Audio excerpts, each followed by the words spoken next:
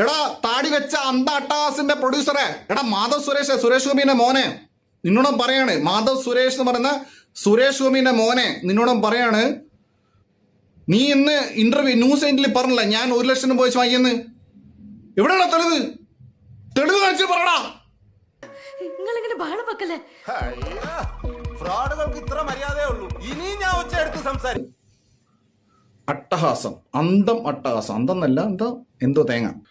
ഇന്ന് പത്രസമ്മേളനം നടത്തിയിട്ട് പറയുവാണ്, പ്രസ് മീറ്റ് വിളിച്ചിട്ട് പറയുവാണ്, ഞാൻ 1 ലക്ഷം രൂപ ആവശ്യപ്പെട്ടു.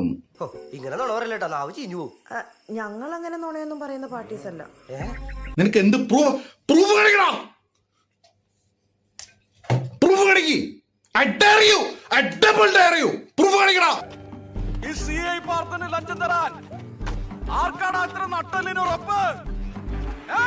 നീ എന്ത് തേങ്ങ കാണിച്ചോ ഈ നിമിഷം അവർക്ക് എന്റെ ധ്യാനാണ്. മൈ ധ്യാൻ. എത്ര പടം ഞാൻ ധ്യാനെ പറഞ്ഞടാ.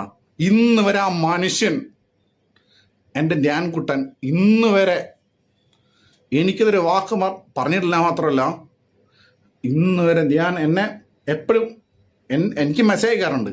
എന്റെ കർത്താവേ, ഒരു ചെറിയ മിന്നലെ പോയി പോയി പോയി പോയി. എടാ കഴിവില്ലെങ്കിൽ പോയി സ്വയം കുനിഞ്ഞിരുന്ന് ഊമ്പ. അടിപൊളി.